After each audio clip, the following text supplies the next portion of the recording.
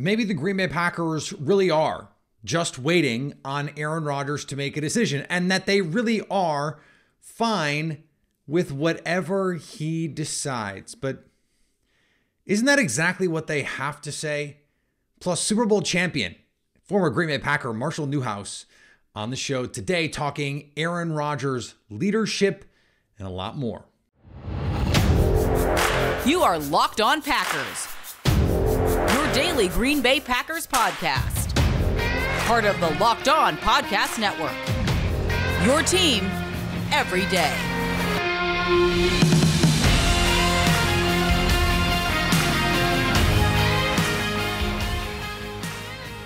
You are Locked On Packers, part of the Locked On Podcast Network, your team every day. I'm Peter Bukowski, and I cover the Packers for The Leap, a newsletter I would love for you to subscribe to. Follow me on Twitter, Peter_Bukowski. Follow the podcast on Twitter, Locked On Packers.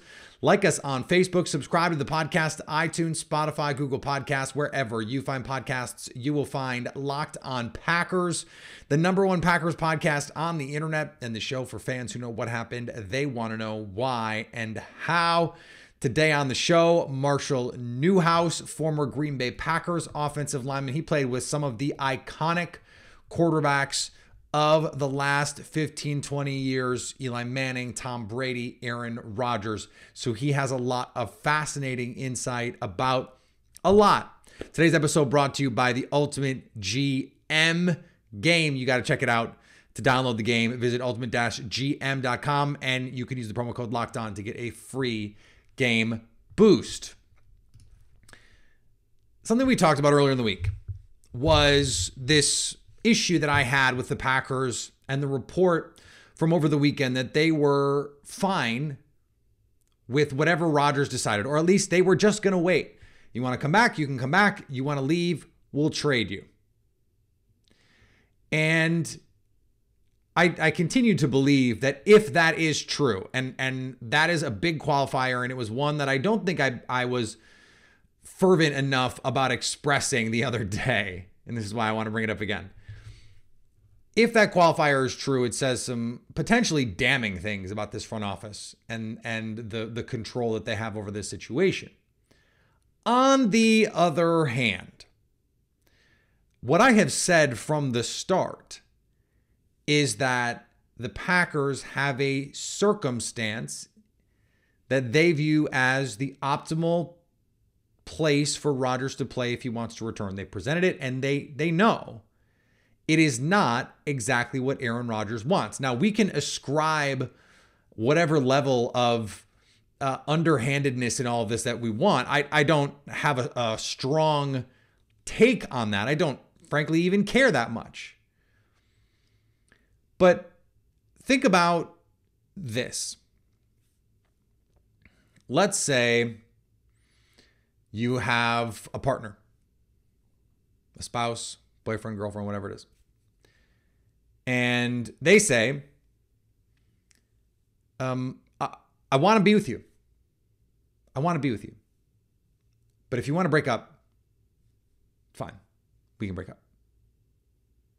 Like that, even if that, you think about it, you rationalize it, and you go, well, you know, there's a logical set of steps you can get to say, okay, I think that's a reasonable place to be in, even in a healthy relationship, right? I think you say, well, if you don't want to be with me, then I don't want to be with you, and that's fine. But it's probably not what you want to hear. What you want to hear is, we want you. We want you. We want you, Aaron Rodgers. Presumably that's what Aaron Rodgers wants to hear. And I don't even mean that as a shot at Aaron Rodgers. I think that's what a lot of people would want to hear. I think that is what most people would want to hear. And so it is almost damning with faint praise to say, well, Aaron, look, we'd love to have you, but if you want to go, vaya con Dios, I guess we'll trade you. That's probably not exactly what you want to hear, but maybe that's the point. And the Packers get to say, look, we said we wanted you back, and you didn't like the circumstances, and so you made this decision, and maybe this is as simple as PR framing. I certainly think that is part of it. But there is also a more pragmatic way to view this, or at least another. I think there's a lot happening here all at once, and I think there's truths and kernels of all of it, and we'll probably never get the full picture of what was really happening because, for example, there's that great anecdote from Ty Dunn's story of Mark Murphy saying to Aaron Rodgers, "Don't be the problem," and both Mark Murphy and Aaron Rodgers have said that didn't happen, but of course, they're both going to say that. Like, that's just how this works. If it happened, you're going to say it didn't. That's just how messaging works. I don't know what to tell you.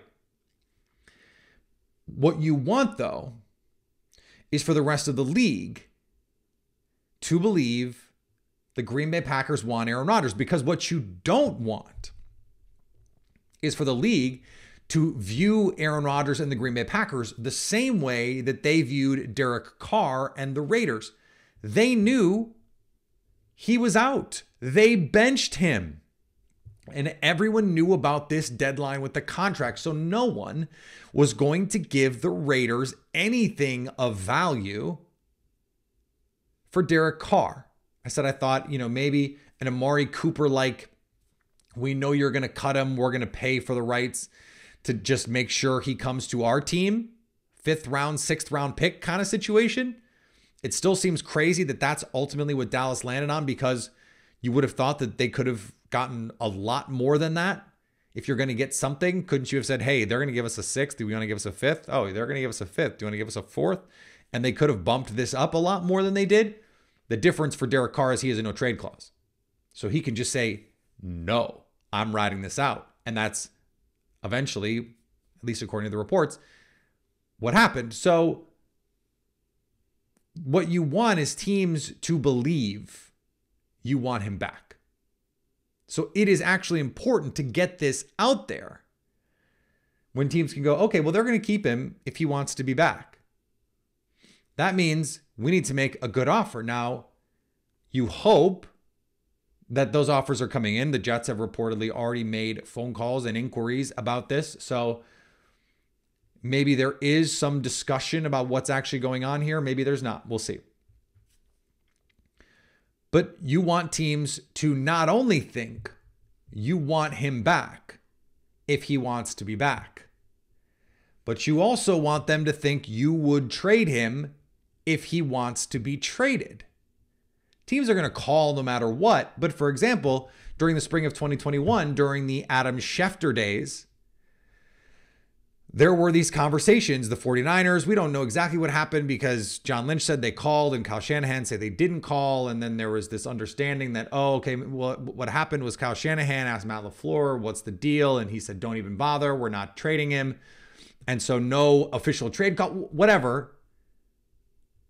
But what it turned out was there was the reporting around Denver is Denver never actually made an offer. No offers were ever actually made. Brian Gutekunst said it wasn't like the phone was ringing off the hook. They had a conversation. A team called. They said, no thanks. Teams didn't think Aaron Rodgers was actually going to be traded. And so you self-select out. You say, well, they're not trading Aaron Rodgers. This is kind of what happened with A.J. Brown. That deal started in another place, according to the reports. Diana Orsini has laid out the timeline on this. It's why I always push back when my buddy Jason Hirschhorn, America's Guest, and my co-founder of The Leap, a newsletter I would love for you to subscribe to, will not stop talking about the A.J. Brown deal, because I just don't think it was out there for 31 other teams to make. Or I guess in this case, 30 other teams to make. They called about something else. It ended up being A.J. Brown. This was not open season. The Packers want teams to call. They want teams to think that their calls will be taken. And you kind of want teams to think their calls will be taken irrespective of what the Packers want or what Aaron Rodgers wants. That maybe the Packers would be willing to do this even if both sides kind of want to make this work, which is the line they're attempting to straddle right now. Yeah, we'll take him back, but we'll also give him to you if you pay us enough. Which may be telling enough, and maybe teams aren't going to fall for it. If Aaron Rodgers wants out, though, he's still going to get plenty in a trade. And it's hard not to think that this idea that they're not, like the last 2 years, they have said, we're not trading Aaron Rodgers.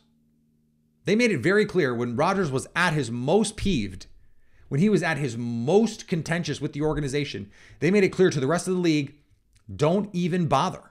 We are not trading him. And I think the same message was sent last offseason. There was not a slew of teams calling the Packers on Aaron Rodgers because they believed he was going back, with the exception maybe of Denver.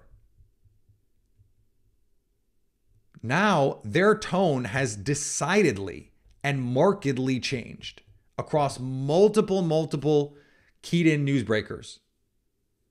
They will trade Rodgers if that is the decision that Rodgers makes, or that is the decision that they come to mutually agreed upon, however anyone wants to spin it. So this is the most pragmatic way for the Packers to approach this, is a tepid, hey, we'll have you back if you want, but we'll also trade you if you want, which is not exactly playing to Rodgers' ego, but it is signaling to the rest of the league, make us an offer.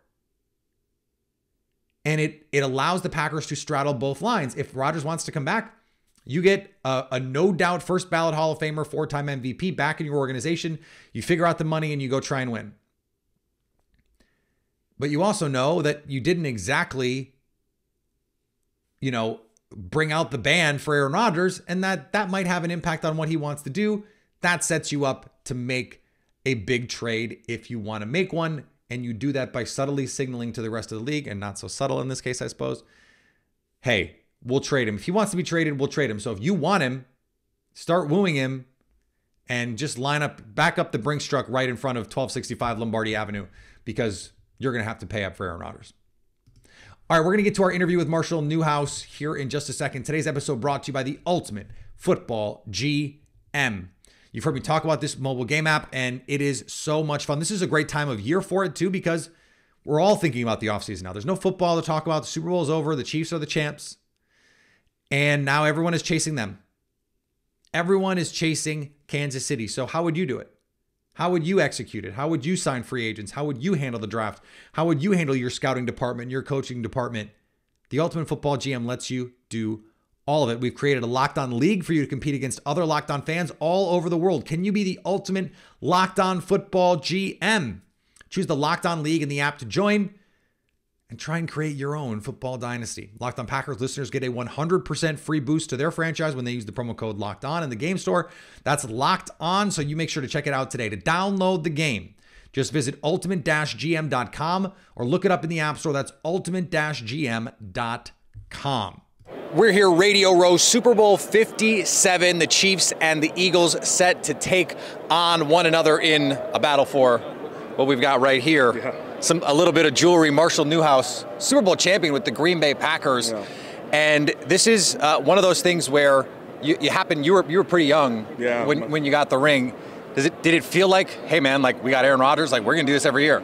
After that year, you're like, oh man, this happens every year. It's pretty easy, right? But as we know, it's just not. Even to get back to the actual Super Bowl, it's pretty tough. So we had some talented teams there, and I've been on other talented teams, but it's a full team sport, and it takes so much luck and good fortune to get to this ultimate game and then win it too. So what do you think is the difference between like when you do win it versus when you come up short? Is there something you can ever point to be like, okay, yeah, this is why it didn't happen for us? Man, there's just too many reasons. There's so many, it could be health injury stuff. It could be, one side of the ball is underperforming or just has a bad game, especially when you get in the playoffs, it's one off, single elimination. It just takes one bad game. And, for example, 2011, the year after the Super Bowl run, we were 15-1. We were very obviously the best team in the league, got the first round bye, and just had a bad game at home against the Giants who go on to win the Super Bowl. It could be something as simple as that. Sometimes you can't fully explain it, but it takes a lot. So that's why you should appreciate wins and teams that make these runs, and it's hard to do. I was going to ask about that. Like, how hard is it to appreciate it in the moment as it's happening? Like, this is common in every walk of life, right? Like, you don't know how great you have it until you don't have it anymore. So do you have to try and find time? Is that something you learned as you got older to appreciate the winning? Yeah, as I got older, I appreciate it. When you're young, you have no idea. like I said, you're drinking from a water hose all the time. You're just trying to not be in the way, try to find your footing, make an impact, kind of, prove you belong. You don't have as much perspective to really take it all in. But yeah, as I got older, I've been traded, I've been cut, everything you can do in the NFL I've done. And so I have appreciation for what it takes to win. Made the playoffs like 10 of 11 years. And so, I understand that now, but it took a while. It took some years. Playing offensive line is kind of like being a plumber. Like no one really appreciates you until they absolutely need one, and they only call you if something's wrong, right? Like that's one of those things where you're going to face much more criticism than you will credit. You are not going to get credit for 2011 when Aaron Rodgers played like Aaron Rodgers. So how do you find the joy in the work? Yeah, it took me years to figure that out too, because there were times on really good teams where I would struggle when I took too much of the negative and internalized it, and that affected me. I didn't know any better, but as you get older, you realize how to compartmentalize.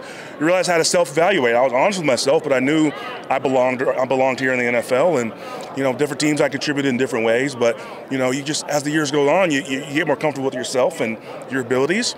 You're honest with yourself about your shortcomings, and you're like, where's the value I bring in this team? Is it, for me, at times it was as a swing tackle.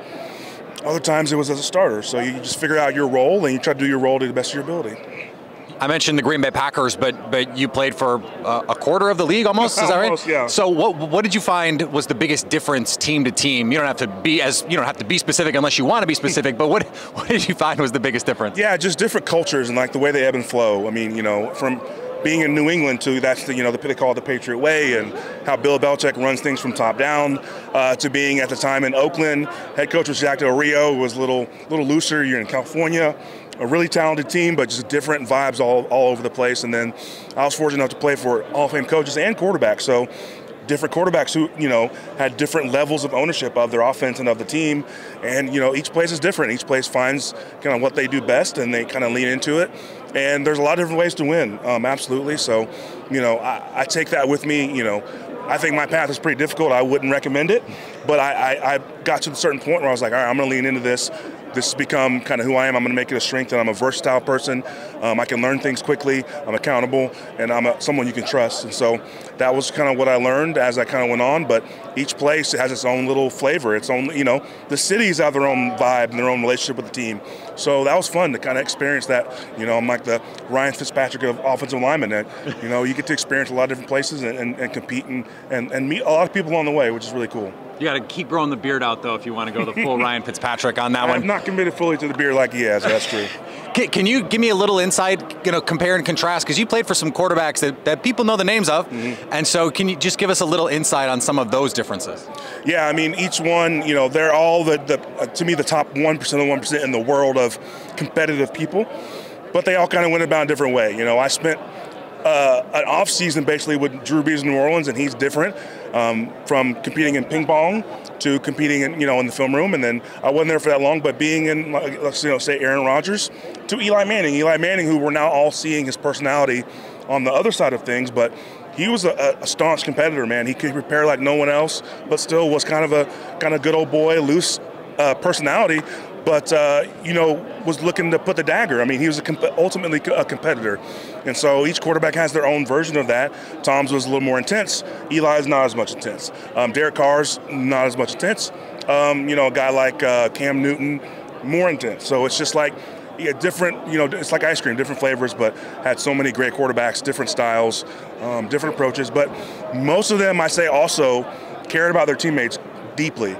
Different ways, they showed it in different ways, but you could tell the way they kind of encourage young guys in the locker room to bring them along, especially when you need them to contribute, and to how they kind of treated people, in the facility, the people that that clean the lockers and stuff like that. It's just each guy had his own way of doing things, but he was uniquely them, and it led them to the success they had.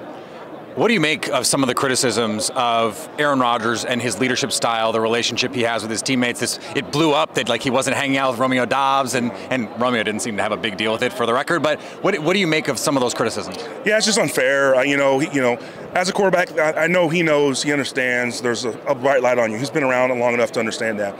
But to me, it's just so much of the criticism of him is without context. It's just. it's kind of weird to me because, you know, his style is his style. And there will be plenty of people, for every one person that, you know, quote unquote might say something maybe harsh about him or critical about him, especially someone who's in the locker room, there's 25 guys who would say the opposite. Who are like, he's a great teammate. I love that guy. I played to do anything for him. And so to me, that's what I take away from that. I played with him. We had a great relationship in the locker room. And not like I had the privilege of learning about the NFL a little bit before. My cousin Robert played in the NFL. And I learned a lot from my dad, who's a coach as well. And it's like, listen, you're not going to like and every guy in the locker room. There's too many conflicting, strong personalities. But can you be a good teammate? Can they be a good teammate? And I learned that. I knew that going in. So some guys, you have a relationship that feels like, oh, this kind of bleeds in off the field. Some guys, it's a working relationship. But if it's positive, that's a good thing. That's ultimately what we're going for.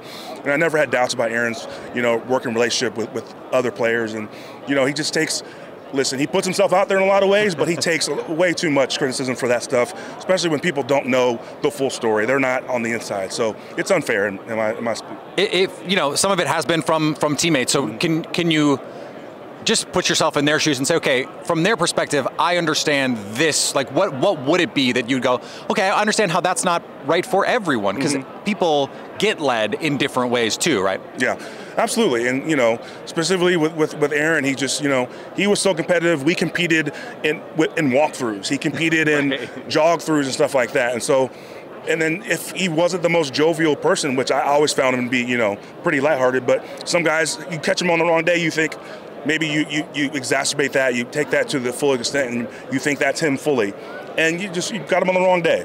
And some people just honestly weren't going to vibe with his style, especially if they're a guy who maybe wasn't accountable. Because Aaron held people to a high standard. Yeah. His receivers, you know, guys who he called out and he wanted to bring along, but it's in the vein of winning. And so maybe some people don't receive that well. I say the same, you know, in a similar vein to guys who would leave New England and be like, that place sucks. It's, you know, and I get it, but from my experience there, if you're not a slappy, we call them slappies, you know, if you don't mind it's a demanding place. It is not for everyone, but if, you know, to me that wasn't a necessary criticism, because ultimately guys who love football, it didn't bother them, at least in my opinion. So, yeah, listen, different styles all over the place. These are the strongest personalities in the world. You need that. And each guy needs to own their own thing, because to win and be successful for a long period of time, you just have to be yourself. It's too hard trying to be someone else you're not. All right, last one. I want to stay on the Aaron Rodgers thing for a second, because we hear how hard it is for offensive linemen with a guy who, now he doesn't move like he used to, but the second reaction plays, the extending the plays, that takes a feel. And when he breaks the pocket, you can't have your hands on, or you're going to get called for holding, that kind of thing. So what do you think is harder as a young player, to block for Aaron Rodgers or to catch passes from Aaron Rodgers? Ooh, that's a good question. You know, I can speak for myself. I wasn't a receiver, but I was a young guy who was learning kind of Aaron's feel. And, you know, he was the best in the league at extending plays. And sometimes as a lineman, that begins to be a protection that lasts 5, 6, 7, 8, 9 seconds. And listen, sometimes that just didn't always look the best, but you know, I tried to adapt and stuff like that. A guy like Bukowski came in and did a really good job of that. Some linemen before and after me didn't do so good. So it's just a matter, and then to counteract that, you know, I went to Tom Brady, who his foot hit at 9 yards, he stepped up to 7, the ball was gone in 2.5 to 3 seconds. So, and they both had success. So it's just different styles, and yeah, definitely harder as a young guy to adjust to that, especially it not being on schedule and things being a little more, you know, freestyling. But ultimately, you know, he wanted to win. He was successful at it. And you're like, I'm going to do whatever I can. Sometimes you get a holding call. Sometimes it doesn't look pretty. But if I give him the extra half a second and he makes a play, it was worth it. All right. Thanks to Marshall Newhouse for joining the show. Awesome to talk to him. That is a big man.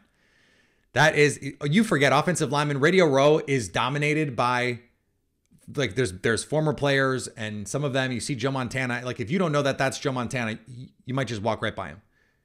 The lineman you notice, like Jeff Schwartz, that dude is enormous. And Carson Palmer, you'll see it later in the week, like a legit 6'5", 6'6". Christian Watson, legit 6'5". A tall, large man. These are enormous people. Today's episode brought to you by FanDuel. Midway point of the NBA season is here, and now is the perfect time to download FanDuel, America's #1 sports book, because new customers get a no-sweat first bet up to $1,000. That's bonus bets if your first bet doesn't win. Just download the FanDuel Sportsbook app. It's safe and secure and super easy to use. then you can bet on anything from the money line to point scores and threes drained or rebounds or whatever it is you want. A ton of things that you can put together a slew of props, points, rebounds, assists. You could do whatever you wanted. You could bet all Bucks. You could bet all Celtics. Whatever you want. That's the beauty of it. So don't miss the chance to get your no sweat first bet up to $1,000 in bonus bets when you go to FanDuel.com/lockedon. That's FanDuel.com/lockedon to learn more. Make every moment more with FanDuel, the official sports betting partner of the NBA. Interesting, the response to my proposal earlier in the week that someone like DeAndre Hopkins doesn't fit the timeline. The Packers should not be trading for some of these older players. And I think the reality that we have to accept here is when you take these swings, you have to accept that you're not always going to get a player in his prime. The A.J. Browns are few and far between, and that you may have to take guys who might be a little bit on the downside of their career. That if Aaron Rodgers comes back, you want to bring in someone who's going to mesh with him right now. That means veteran players in most cases. DeAndre Hopkins, et cetera, et cetera. Now, the T. Higgins idea, people seem very in on T. Higgins. But he's going to cost a lot. I saw, I had some people send me trades where it's like a second and a third for T. Higgins. I don't think you're getting T. Higgins for less than a first. And that's the starting point. Like Amari Cooper went for a first. Devontae Adams went for a first and a second. Tyreek went for a first and a bunch of stuff. T. Higgins, not quite in that league, but he's in that sort of Amari Cooper range. He can be a number one receiver. I think he complements Christian Watson really well. Fits the Packers timeline for now and in the future. I love that one. But I think the idea that you're going to find just like the perfect player, those guys don't generally move. Because they don't generally become available, the perfect player. A.J. Brown was a unique situation. We heard, Deebo Samuel's going to get traded. Where does Deebo Samuel play? Terry McLaurin's going to get traded. Where does Terry McLaurin play? All these guys that were going to get these big, DK Metcalf's going to be traded. Where does DK Metcalf play? Now, yes, someone like Keenan Allen could be a potential cap casualty. Can you get a high draft pick? Could he be a post June 1 to save some money? Now, you're going to go for it now. I don't really see that for LA. But yeah, you might have to bring in some of these older players to win right now if you have Aaron Rodgers, and maybe even if you have Jordan Love, just to go for it. The NFC is wide open. And sometimes it's worth it to compete, to get some guys who may not be perfectly aligned with your timeline in order to give yourself the best chance to win. And if it doesn't, explode your future cap, like AJ Green in Arizona, did he change their life? No, but he was a really useful player for them. And his last catch was like a 70-yard touchdown. He made plays for them right up until the end. There's always value in that, especially when you have young receivers. If Randall Cobb's not going to be in the room, if Allen Lazard's not going to be in the room, another great veteran for this wide receiver group is such a valuable resource. And these receivers have talked about what Romeo Doubs has talked about, what Randall Cobb has meant to him as a route runner and as a professional. There's so much value, and that value can go beyond just the production you're getting on the field. All right, back tomorrow. Carson Palmer on the show. I have a really fun interview with the head of Zebra Technologies coming on Friday. Zebra Technologies, what is that? That sounds complicated. Why would I want to do that? Well, the answer is they're the ones that have the chips in the ball, and they're the ones that do next-gen stats, and they're the one that track things like miles per hour, and they are leading a technical revolution in sports. Why don't we have the chip in the ball that tells us the first down line or touchdowns or out of bounds? Well, I'm going to have him explain it to you and explain it to me because I want to know.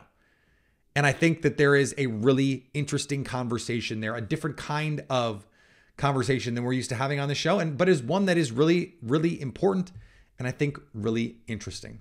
Follow me on Twitter, Peter_Bukowski. Follow the podcast on Twitter, Locked On Packers. Like us on Facebook. Subscribe to the podcast, iTunes, Spotify, Google Podcasts. Wherever you find podcasts, you will find Locked On Packers. And anytime you want to come hang out with us live, you can do that on our Locked On Packers YouTube page to stay Locked On Packers.